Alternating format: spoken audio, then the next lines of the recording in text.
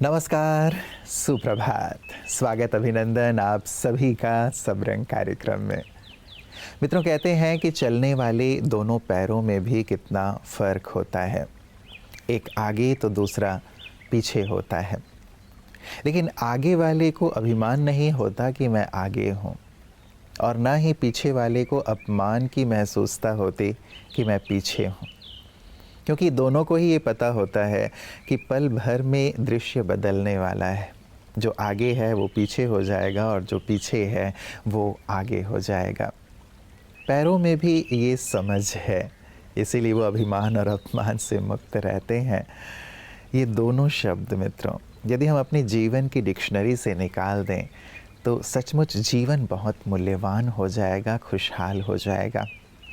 क्योंकि यही दोनों शब्द हमें बहुत ज़्यादा या तो एक सुपीरियर कॉन्शियसनेस में ले जाते हैं या फिर बहुत ही ज़्यादा हीन भावना में ले जाते हैं कि मैं बहुत कुछ कर सकता हूँ या मैं ही सब कुछ हूँ, या फिर मुझे पूछा नहीं गया तो मैं अपने आप को अपमान की फीलिंग में ले जाता हूँ और जो करना है जीवन में उससे हम दूर हट जाते हैं इन दोनों कारणों से। इसीलिए मित्रों, अभिमान और अपमान को हटाते हुए अपने व्यवहार में, अपने जीवन में बहुत ज़्यादा मिठास, बहुत ज़्यादा प्रेम को घोल लें तो जीवन सचमुच बहुत ही आनंद से परिपूर्ण हो जाएगा। तो आइए इन दोनों बातों को, अर्थात दोनों शब्दों को अपने जीवन से हटाते हुए आगे बढ़ते हैं अपने आज के सुवाक्य की ओर। ओम शांति। तनाव भरी भागदौड़ की जिंदगी में तनाव को दूर करने के 3 सरल उपाय हैं: रिलैक्स, रिचार्ज और रिन्यू। जब भी आपको बहुत तनाव अनुभव होता है तो 3 बार गहरी सांस ले, रिलैक्स, उसके बाद अपने मन को रिचार्ज करें और रिन्यू। जैसे ही आप गहरी सांस ले उस समय ये संकल्प ले कि I am a peaceful show, मेरा मन शांत है। जैसे ही आप उसके बाद में अपने मन को रिचार्ज करते हैं तो पॉजिटिव थॉट्स लें, और जब आप रिन्यू करते हैं यानी मन को फिर से नए सिरे से जब आप तरोताज़ा करना चाहते हैं, एक नई शुरुआत हो जाती है उससे, तो उस समय ये संकल्प लें कि मुझे अपने जीवन में, अपने इस दिन में कुछ नया करना है। आइए फिर से रिचार्ज, रिलैक्स और रिन्यू करें प्रतिदिन। ओम शांति। मित्रों, आज वर्ल्ड लंग्स कैंसर डे है। दुनिया भर में 1 अगस्त को ये मनाया जाता है। सन 2000 से इसकी शुरुआत हुई। लक्ष्य यही है कि जागरूकता सबके अंदर पैदा की जाए कि क्यों लंग्स के कैंसर होते हैं और कैसे हम इससे अपना बचाव कर सकते हैं। कभी सोचा है, जो हर पल हमारी सांसों को चला रहे हैं, अगर वही फेफड़े बीमार पड़ जाए तो? लंग्स कैंसर यानी फेफड़ों का कैंसर एक ऐसी बीमारी जो धीरे धीरे शरीर को अंदर से खोखला कर देती है। शुरुआत में इसका पता भी नहीं चलता, और जब पता चलता है तब तक अक्सर देर हो चुकी होती है। ये बीमारी आज के समय में बहुत तेजी से बढ़ रही है, और सबसे दुख की बात यह है कि इसके पीछे की बड़ी वजह भी हमारे आसपास ही है, जैसे सिगरेट पीना, गुटखा, बीड़ी या फिर ऐसे माहौल में रहना जहां हवा साफ नहीं होती। इस बीमारी के कुछ आम लक्षण हैं जिन्हें नजरअंदाज नहीं करना चाहिए, जैसे लगातार खांसी बने रहना, खांसी में खून आना, सांस लेने में तकलीफ, आवाज का भारी हो जाना, वजन का अचानक गिरना, हमेशा थका हुआ महसूस करना। अगर इनमें से कुछ भी लगातार हो रहा है तो बिना देर किए डॉक्टर से संपर्क करें। हो सकता है मामला छोटा हो पर अनदेखी बड़ी कीमत मांग सकती है, इसलिए धूम्रपान से दूरी बना लें। साफ हवा में रहें, खासकर बड़े शहरों में जहां प्रदूषण ज्यादा है। साथ में हेल्दी खाना खाएं और नियमित व्यायाम करें ताकि शरीर की प्रतिरोधक क्षमता बनी रहे। और सबसे जरूरी, साल में 1 बार चेकअप जरूर कराएं, खासकर अगर उम्र ज्यादा है या पहले से कोई आदत रही है। और हमेशा ये याद रखिए, सांसें आपकी है, इन्हें संजो कर रखिए, क्योंकि जब सांसें चलती है तभी जिंदगी चलती है।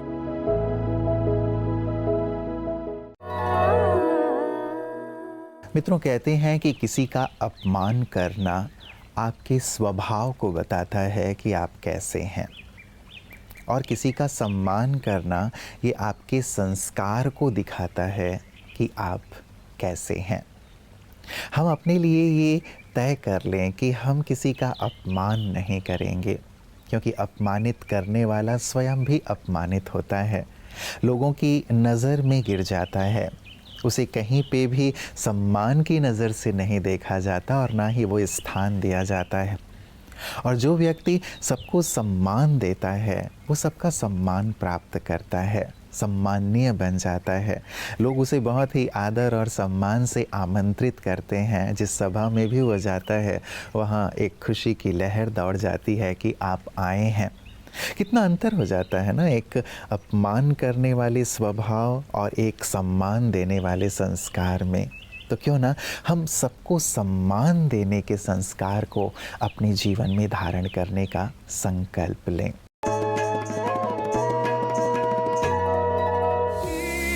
उम्मीद हम पूरा करेंगे, हर कदम आगे बढ़ते रहेंगे।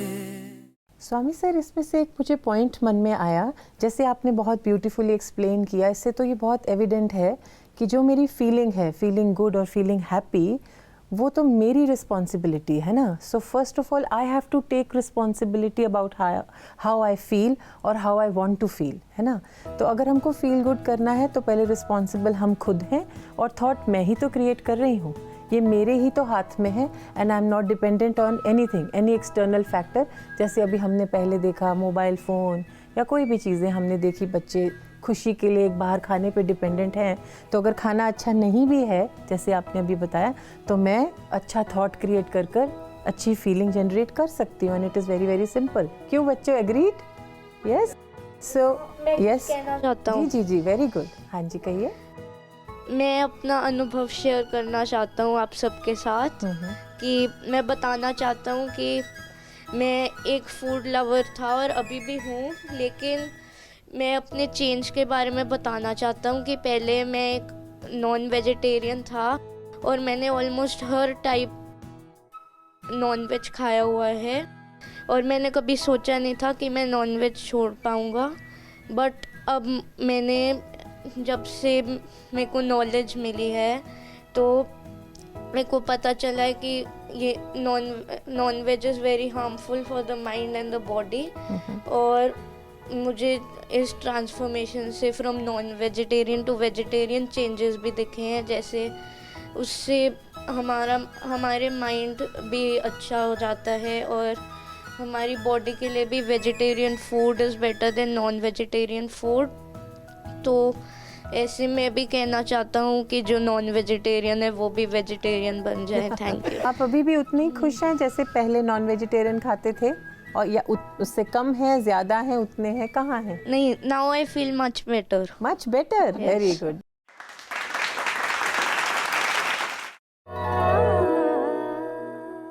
मित्रों, किसी बड़े बुजुर्ग ने कहा है कि जब कभी अपना मैंपन का अभिमान आए ना, कि मैं ऐसा हूँ, मेरे जैसा कोई नहीं है, एक नेगेटिव रीति से जब ये अभिमान का भाव पैदा हो, तो पूरे यूनिवर्स में अपने स्थिति को देख लो कि तुम कहाँ हो। इतना बड़ा यूनिवर्स है, इस यूनिवर्स में अनगिनत आकाश गंगाएं हैं। उन अनगिनत आकाश गंगाओं में से एक हमारी आकाश गंगा है। एक आकाश गंगा में अनगिनत सौर मंडल हैं, उनमें एक हमारा सौर मंडल है। उस सौर मंडल में कितने सारे ग्रह और नक्षत्र हैं, उनमें से एक हमारा ग्रह पृथ्वी है। इस पृथ्वी में कितने सारे भूखंड हैं, कितने सारे देश हैं, उन इतने सारे देशों में से एक हमारा देश है। उस देश में कितने सारे राज्य हैं, उस राज्य में एक मेरा राज्य। उस राज्य में कितने सारे जिले हैं, उस जिले में एक मेरा जिला। उस जिले में कितने सारे शहर, कस्बे, गांव हैं, उसमें से एक शहर, कस्बा या गांव मेरा है। उस एक शहर में कितने सारे मोहल्ले हैं, उस मोहल्ले में से एक मोहल्ला मेरा है, उस एक मोहल्ले में कितने सारे घर हैं, उस घर में, उन घरों में एक घर मेरा है, घर में कितने सारे सदस्य हैं, उनमें से एक मैं हूँ। और मेरा मैं कितना बड़ा है, जो यूनिवर्स को टक्कर दे रहा होता है कि बस मैं ही मैं हूँ। एक बार देख लें कि इस पूरे अंतरिक्ष में मेरी स्थिति क्या है, तो स्वतः ही मैंपन दूर हो जाएगा। श्रीमद् भगवद गीता का एक सुंदर महावाक्य है, निर्ममो निरहंकारः स शान्तिमधिगच्छति। कितना सुंदर है, सुनने में भी अच्छा लगता है ना। जो निरहंकारी है, जो ममकार से, अहंकार से मुक्त है, वो शांति की प्राप्ति करता है या शांति की अनुभूति करता है, शांति का अनुभव करता है। जो हमारे अंदर शांति है ये प्रक्षोभित हो गई है, अर्थात जैसे हम सोचते आए कि ये मैं और मेरा जो है, अर्थात अहंकार और ममकार जो है, यही वास्तविकता है। जैसे हमने मान लिया एक सरोवर है, उसमें तरंगे उठना कॉमन है, क्योंकि हमने कभी भी स्थिर सरोवर को नहीं देखा। जब तक हवा नहीं चलती या सरोवर के पानी में कुछ पड़ता नहीं है, तब तक उसमें तरंगे भी नहीं उठती। कितने शांत स्थिर रहता है। इसी तरह जब हम अपने अंदर ममकार और अहंकार के पत्थर डाल देते हैं तो बहुत सारी लहरें उठती है और अपने अंदर की असीम शांति को समाप्त कर देती है। जब असीमता शांति की समाप्त हो गई तो खुशी कहाँ रहेगी, सुख कहाँ रहेगा।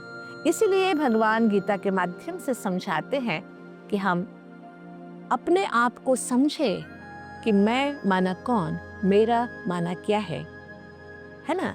सीमित दुनिया के, लिमिटेड दुनिया के ममकार में, अहंकार में न आए। जब हम ममकार और अहंकार से विमुक्त होने की ओर, आत्म अभिमानी स्थिति की ओर कदम बढ़ाते हैं, जब आत्मस्वरूप को अनुभव करते हैं, तो हम असली शांति की महसूसता करते हैं। शांति में तो सब कुछ छिपा है। कहा जाता है कि जब श्री रामचंद्र जी अयोध्या वापस लौटे रावण को मारकर, तो माता कौशल्या जी ने उनसे कहा कि बेटा, रावण को तुमने मार दिया। तो श्री रामचंद्र जी ने बहुत सुंदर वाक्य कहा, माँ, रावण को मैंने नहीं मारा, रावण को मैंने मारा। उसके मैंने रावण को मारा, मैंने नहीं मारा। तो वास्तव में कितना प्रकांड विद्वान था रावण, कितनी सारी शक्तियाँ थीं, कितना प्रचुर मात्रा में, मैं कहूँ, धन संपदा था उनके पास, लेकिन फिर भी एक मैंने अंत कर दिया। वैसे यदि हमारे पास ये मैं होता है अभिमान का, तो हम भी कितने भी बड़े क्यों ना हों, लेकिन नीचे ही गिरते हैं। इसीलिए मैं को सही अर्थों में यूज़ करें मित्रों। जैसे मैं पहले भी कह रहा था, सही अर्थों में यूज़ करना, अर्थात मैं ईश्वर की संतान हूँ। ईश्वर ने मुझे इस सृष्टि पर भेजा है सबकी सेवा करने के लिए, आनंदपूर्वक जीवन जीने के लिए, जीते रहने के लिए और जीने देने के लिए। और साथ ही मैं ईश्वर का इंस्ट्रूमेंट हूँ, निमित्त हूँ, करण करावनहार तो वो है। यदि इस प्रकार का भाव हमारे जीवन में होता है तो हम सतत आगे ही बढ़ते हैं, कभी भी पतन हमारा नहीं होता। तो मित्रों, अभिमान अपमान से मुक्त रहते हुए हम इस मैं के सुंदर भाव के साथ जीवन जीने का सुंदर संकल्प लें। आज के लिए इतना ही। कल पुनः आपसे इसी वक्त मुलाकात होगी। अपना ख्याल रखिएगा। नमस्कार। ओम शांति।